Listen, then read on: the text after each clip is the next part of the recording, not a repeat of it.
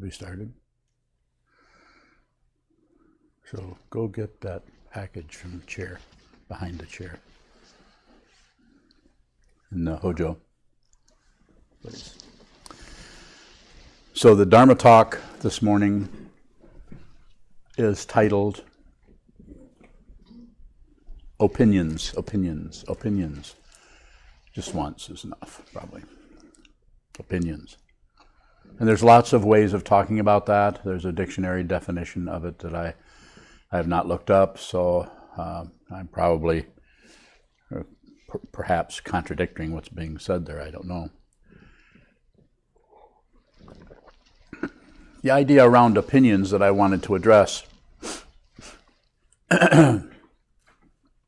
is that it's not so much about trying to get rid of opinions as it is being aware of the opinion, to be aware that what you're proposing, what you're suggesting, what you're engaging in, what your conversation is about is, I'll take that now. Thank you. So, as some of you know, a little interruption here, Chie-san and Senshu are getting married. And so I was going to give this to them on their wedding day, but then I was told by Unyo, my wife, that that would be impolite, or is that, yeah, that you should. Miss Manners doesn't approve. Miss Manners, who is her Dharma teacher, Miss Manners, and so Chie-san and Senshi, would you come up here and accept this gift from your teacher?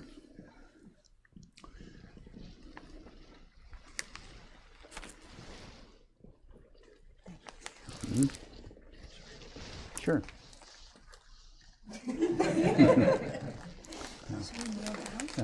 Yeah, sure.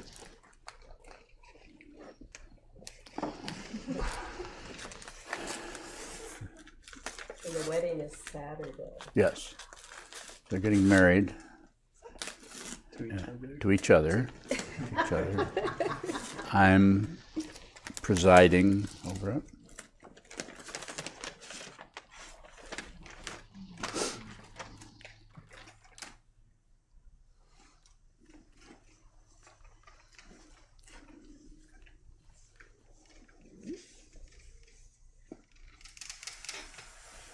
Now it goes the other way. Well, you should look at it first. Decide whether you want to turn it around. So this says huji, which means not separate in Japanese, Chinese, and then kyoun. You can point to it.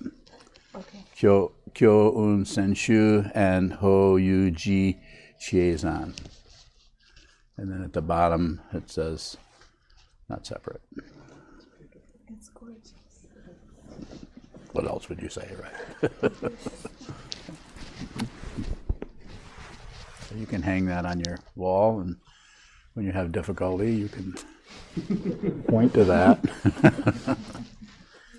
Settle your differences.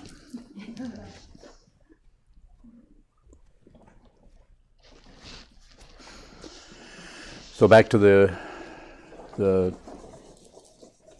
topic.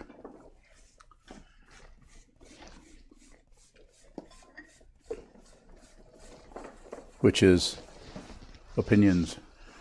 It's easy to misunderstand when we talk about opinions that when I talk about opinions and I'm saying, oh, you shouldn't have opinions. I'm not saying that. I'm not saying to get rid of opinions. I'm saying if you see fundamentally what opinions are, then they may come up a little bit. They may actually serve you as you go through life, as you interact with your community, with your family, with your friends, with the world, with yourself. You may see that there are times when that might apply, but it's not really too often. Usually, you actually know something. You don't need an opinion about it. Or you don't know. It's that clear. And if you don't have any idea about something, then you should not necessarily, and this is through awareness, this is not through manipulation, you don't necessarily need to go into an opinion, but if you do go into an opinion or an idea or a position on anything, notice how you're actually doing that to protect your identity, You're doing that so that you want to be the person who's right. You're the person who's in the know. We even validate each other's opinions all the time. We validate each other's confusion and disturbances and lack of sanity by swapping opinions at Starbucks. Sit down and, well, what do you think about, what's your opinion on that, Jim or Brutus or whatever your name is? What's your opinion? And we would say, well, I don't think that's true. I think that's probably this or probably that. So not trying to get rid of conversations between people, but bring a lot of awareness to that and see what's really happening. This is why it is so important to listen to other people, not just express yourself. I need to express myself. Why don't I get to talk?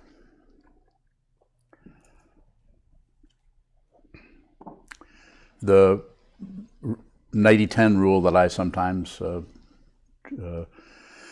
recommend to people is listen 90% of the time, talk 10. And I'm not saying hold on to that. Obviously, it's going to go back and forth. But if you have some kind of an idea about, well, you could say to yourself, I could just spend more time listening. It's that simple to others, to what they're saying.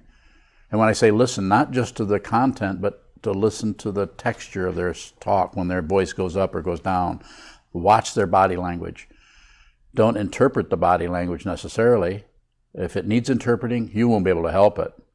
If somebody is saying something very, very talking about serenity and they're going, then you can probably think that they're confused quite a bit. You rarely see me use those kind of mudras.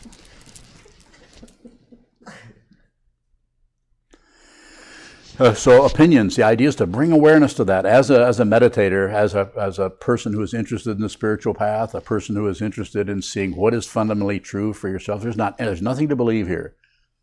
There's nothing to disbelieve here. If you don't believe or disbelieve, you actually fulfill your whole body, mind, awareness construct, if you want to call it by that name, actually moving this way and that way as it dances with reality, as it dances with this incredibly in this world that is in constant flux.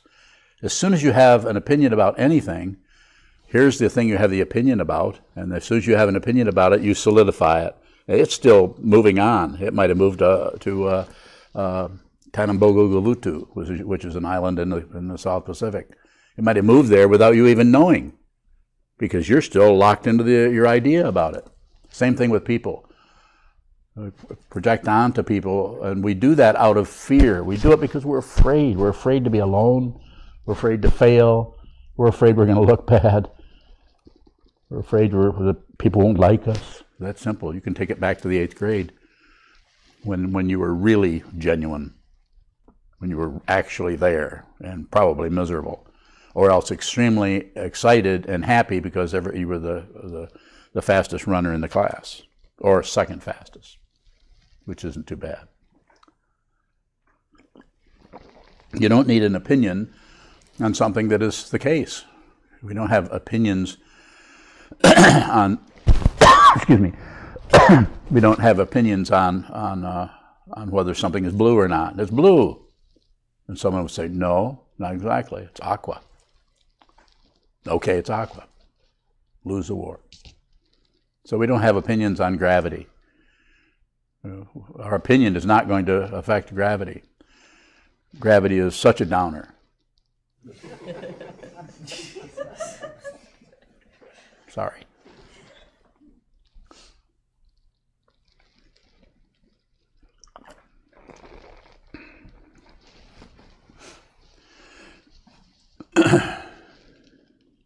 So it seems to be important to, again, I'm saying this again and again, to when you're in your, what we call as meditators, we call post-meditation, to give it some kind of a structure. After you leave the cushion, everything else is post-meditation. This is meditation.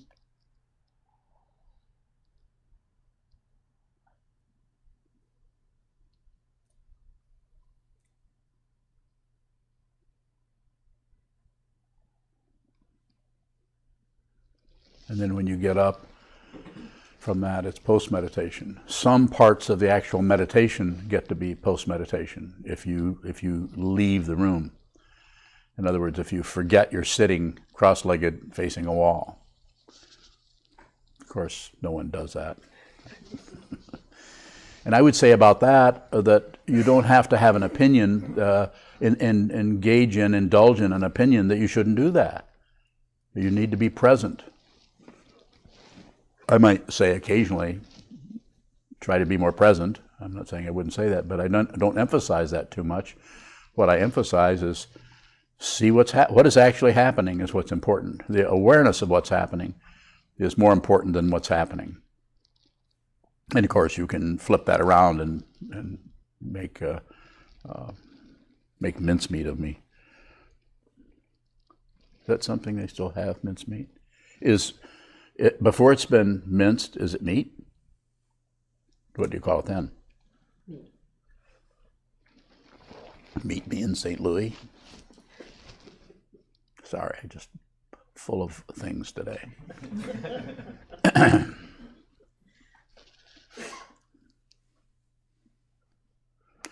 So the idea of talking about opinions brings me back to looking at the whole idea of belief and disbelief.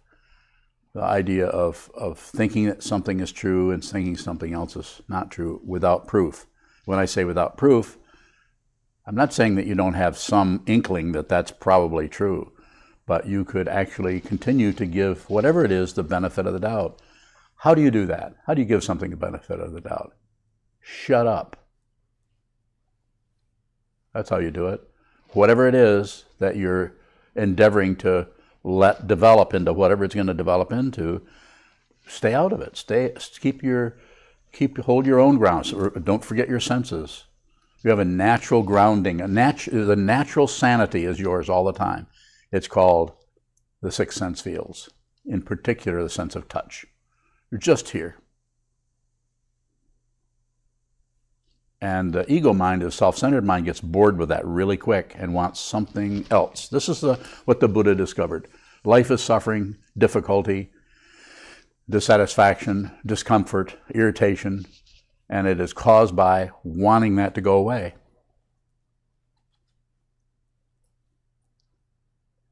If you're feeling uncomfortable and you want something else, this is the way that's the way the wheel gets kicked.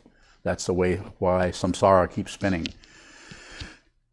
This doesn't necessarily mean that you need to be a martyr and go the other direction and feel like you've sacrificed so much, and I've sat so much, and I meditate so much, and I still feel like crap. I've dedicated my whole life to this, and I still feel like shit. Sorry.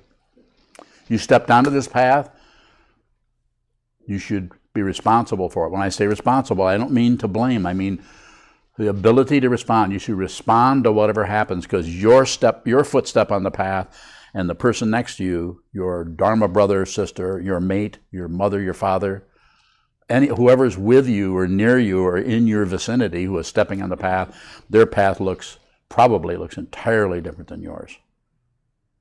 And so mind your own business. Do not give advice to anyone unless they ask you. And when they do, hold them back. Say, are you sure you want my feedback on this?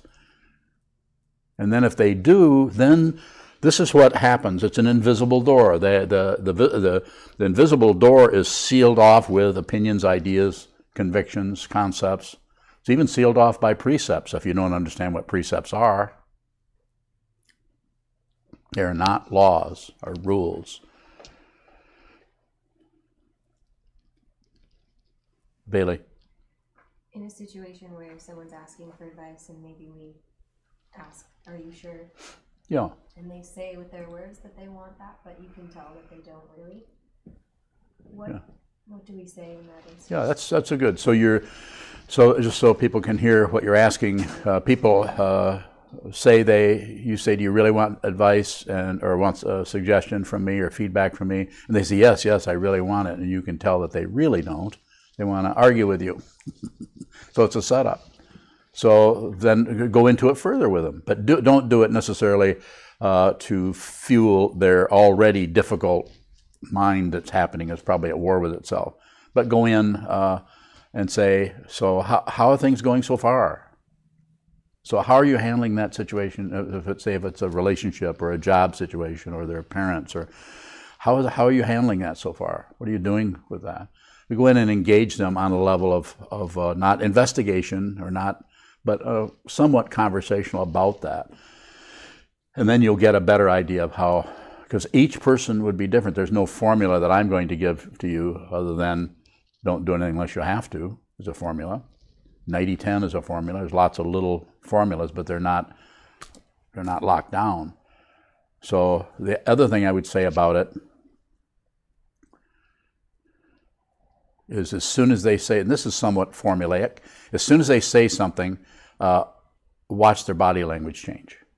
And I'm not saying that it's going to tell you anything, but if they tell you that and they don't move after that, they probably mean it. They're waiting for you. But if they say that and they change somewhat, or they add on to it, yeah, what I'm trying to say now, this is what I'm trying to find out, and I really need some help, and it's like talking to a sponge that's full of water. There's no room for anything to fit in there. They're just sopping wet with their ideas, their opinions, their life, their stories about themselves. People have such intense stories about themselves that you can't take them away from them. They have to see through them. They have to see that that's really intense, but it's not true. Or it's really intense, but I don't know if it's true or not, but I'm not going to go either direction with it. If you don't go either direction with it, then it may show up as more true as you do that, or more possibility that actually probably is the case, something that would eventually be, a fact? Or it might go the other way and start to dissolve into it never was really there. So going slow, I think you'll know. Just like you just said, they don't really want to hear it, then change the subject. See if they'll let you. Usually people want to talk about themselves. I know I really enjoy that myself. That's why I like to sit up here and get all this attention. Yes. Question from Shane in California. Shane. What is the difficulty people have coming to work with their suffering? When you offer a path to work with it, what makes one so shut down to the path? There it is. It's ideas and opinions and beliefs and judgments and preconceptions, presumptions. What is actually in front of somebody is just there. It's just in front of them. But most people you meet are not seeing what is in front of them. They're seeing what they think is in front of them, which is, if it were something like you were offering someone an awareness practice, I could teach you to meditate. Say that came up in conversation with someone, and the person would say, "Oh, I don't know. That's not something I want to do," or "I'm already taking this or doing that," or "I'm seeing a therapist and I already know how to meditate," or "I've tried that before, it didn't work." Whatever. I would say just relate with them wherever they'll let you. You can't really stop a person from projecting or having opinions, but you can work with your own mind in that way. And over time, if that person's suffering gets to the extent that they really, really somehow sense that maybe you could help them, then perhaps they'll come back and be more convincing.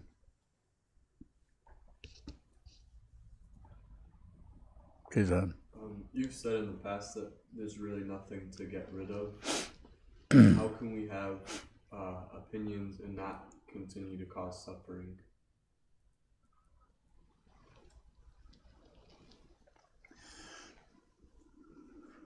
You may have to, and this is in direct response to what you're asking me, so you may have to continue to do that for a while before you really understand what that is and not having an opinion about opinions.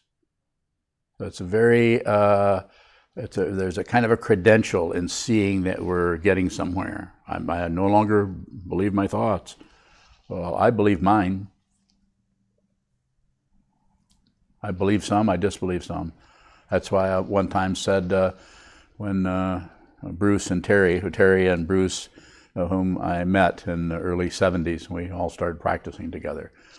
I said, I haven't changed at all. And she said, "Ha!" which meant, "You're a lot older." You look terrible.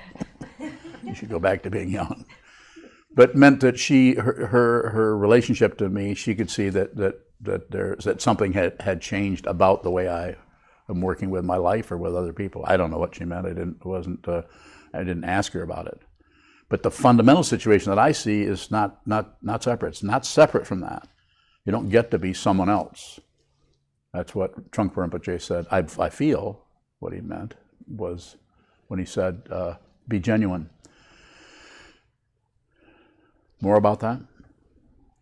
Do opinions change in such a way where we stop perpetuating samsara? I think there's a backing off where there's less and less. There's less. The way that feels to ego is like getting lost. Like the ego starts to feel lost and without reference points. And it starts to starve because it needs the reference points. It needs the opinions. It needs the ideas. It needs a backup. It needs almost a liturgy about who it is and what it's doing and why it's here and how good it is and how hard I've worked and yak. I even have people who've been practicing for many years have an intense liturgy about who they are. Even if I'm their teacher, they think of me as their teacher, or ask me to function that way. I may not have permission to interrupt that. When I mean permission, I don't mean them saying, yes, you can, but I can see that they need to sit more until something cracks open where there's more room for another understanding to go in. And if that does open up, then it's a possibility they won't even need me to come and do anything. Particularly, maybe not. More? Is there any way to extend ourselves to others when we're still embroiled in our own melodramas? Yeah. Respect their confusion. Very good. Respect their confusion. Do not fix anyone. When you meet someone that you can see, it's obvious what they're doing. It's obvious they're believing this or they're buying into that or they're getting angry about something that is fundamentally make-believe. It's unreal. Do not correct them. And don't abandon them. And don't join them in the warfare particularly either. Don't do anything with it, but in other words, don't leave. And fundamentally, this is upaya, skillful means, being with whatever arises. If you're with whatever arises, then you can't help but be skillful because you're no longer separating yourself out as the enlightened person as opposed to the crazy person. Enlightenment is not a state of mind. It is mind, if anything. And even that's fishy.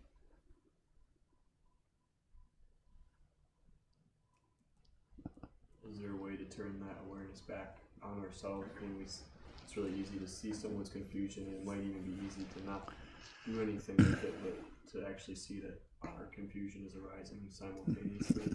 That's good, yeah. You actually aren't seeing their confusion, you're seeing your own. How do we begin to see that? Just practice. Sit, face the wall, sit down, practice, get up, and see the difference between sitting meditation and post-meditation. Don't necessarily practice some kind of post-meditation technique to feel more peaceful. This is just horse manure. I mean, look, I'm nobody sitting here saying this. I don't. So, it's not to be believed or disbelieved, but you could consider it. You could give me the benefit of the doubt and say, why would that old man say that? Say that don't necessarily train your meditation and action, which people do all the time. Walking meditation is about meditation and action.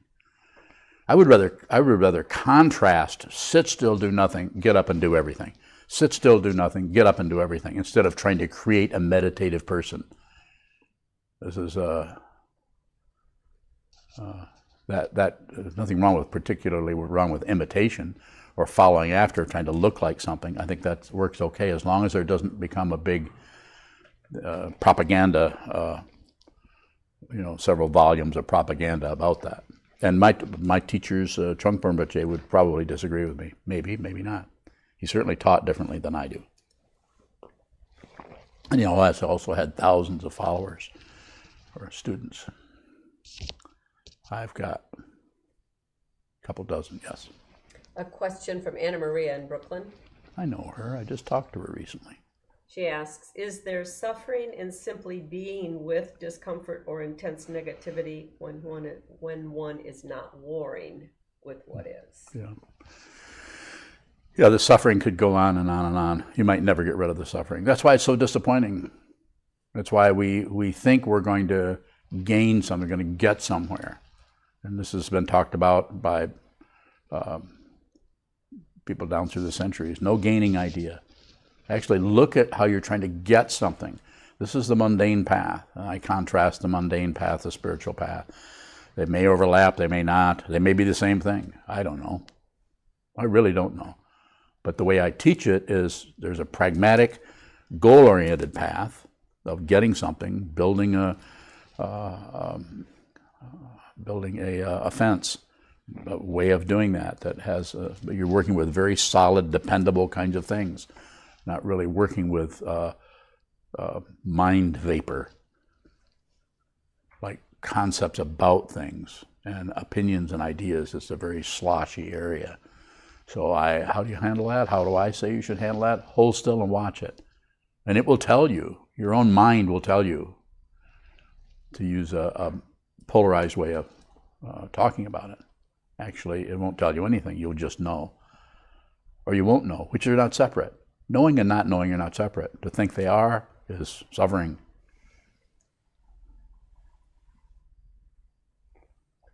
A question from Sanho down in Austin, Texas. He's a long ways away, isn't he? He asks, how do we know which thoughts to believe? How do we know which opinions to express? Don't believe any of them. Don't disbelieve any of them. Don't express any of them. Don't not express any of them. Be on the fence. Or in the center of a giraffe. You come up with an image. Be on the edge of your bed. Be there. Be on the razor's edge, as my teacher would have said. Be on the razor's edge, so you see that this is a difficult polarity to look at without being sliced in half. It's challenging. And the idea there is to Sanho, is to bring awareness, so much awareness into that the positionality of the right way, the wrong way, the right belief, the wrong belief, it just becomes too obvious how dependently arisen. Anything you can point at is coming to an end. Because if you can point at it, it means it was born somewhere, and it's showing up for 100,000 years or 3 seconds, and it's going down. Just like this body-mind concept.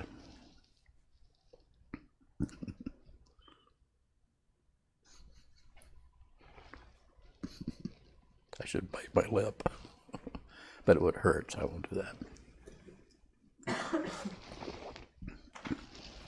Yes? You said you'd rather have somebody sit very still and then get up and do everything. Yes. To see that contrast. What does that contrast show us? Shows you contrast, shows you how, so you're actually going to hold very still and do nothing. Insofar as you can, you're going to approximate that. And then you get up off the cushion and you're genuine. You just be who you are. Be the ego you've been trying to get rid of. Stop doing that. It's because it gets circular. Don't misunderstand. I'm not saying I'm giving you permission to go out and be mean to everyone or to, correct people. I'm not saying to go the other direction, but I'm saying relax into the space that you're in. Relax into the room where you walk from one room to the other. When you look at people, rather than trying to be a certain way, kind of a meditative way, or trying to drag awareness into your. It'd be like chopping vegetables and imagining a sharpening stone come in right in the middle of the vegetables and sharpening your knife. That wouldn't taste very good. So when you sharpen the knife, sharpen the knife. When you get up off the cushion, get up off the cushion. At some point, the boundary between those things will vanish. And yes. Will the contrast still be there if the boundary vanishes? Because contrast is a word or a concept for an experience, then the experience would be there, but probably not the word. You won't know what it is. You won't know what it is enough to name it. Someone else will name it for you, and you'll say, yeah, that.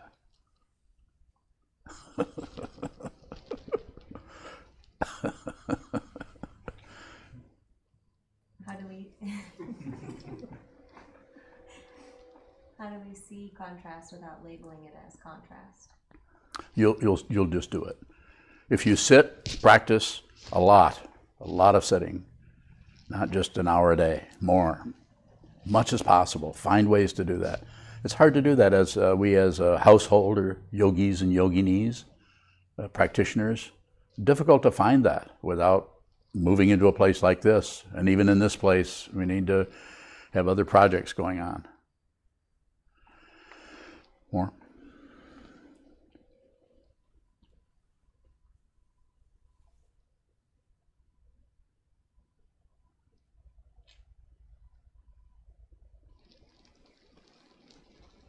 Further questions?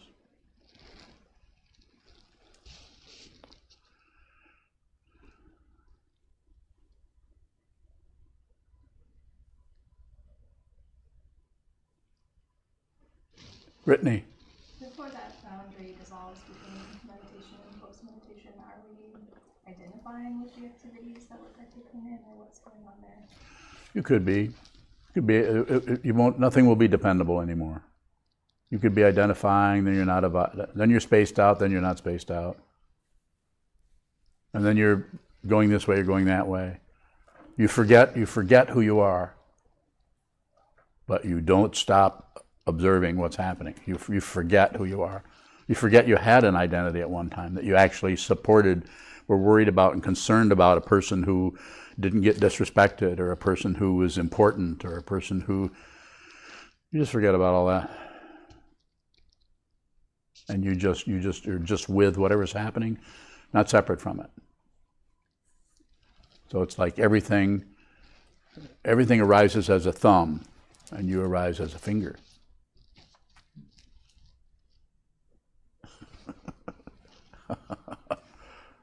Probably not. That would be, because there would be no hand. There would be too big of a hand. I don't know. We'll just have to figure that out.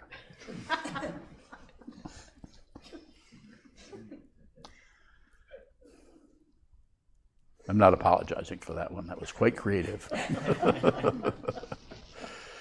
So what am I saying? I'm saying if you relax into it, you will know less, but you'll understand more.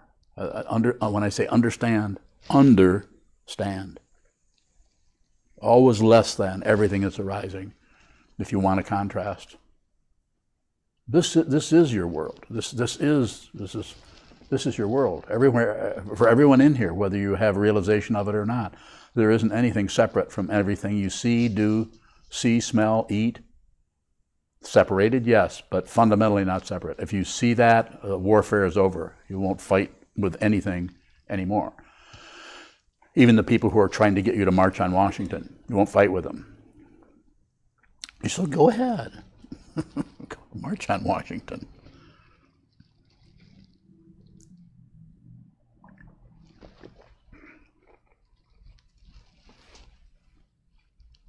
What's too big? You said the hand. We're talking about the thumb and the finger, and you said the hand would be too big. Too many fingers.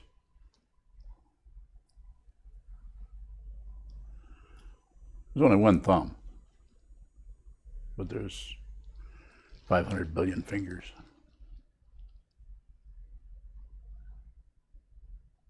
Yeah, it doesn't make any sense. I wouldn't think about it too much.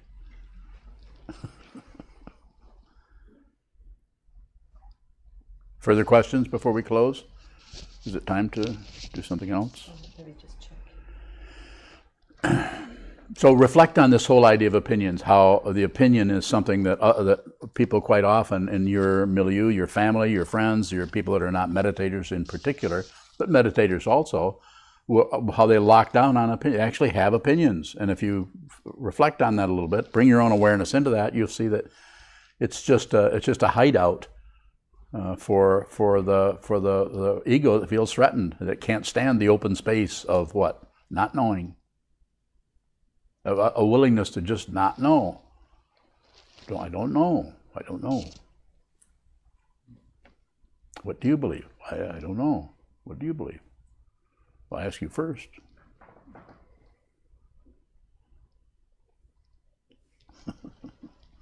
Anything else? Very good. Thank you so much.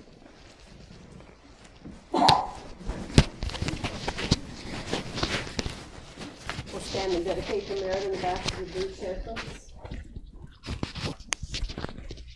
I'd also like to remind everybody that we do have donation boxes in the hallway. If you value these teachings, and the teacher, please help support us in whatever manner you can financially. We also take debit and credit cards, as well as online donations.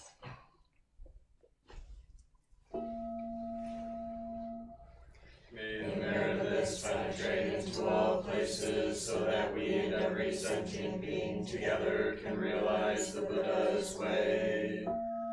Ji-ho san shi shi hu shi son lu sa mo ko sa mo ko ho ja ho ro mi. The 10 directions, the 3 worlds, all Buddhas, all venerable ones, Bodhisattvas, Mahasattvas, the great Prajna Paramita.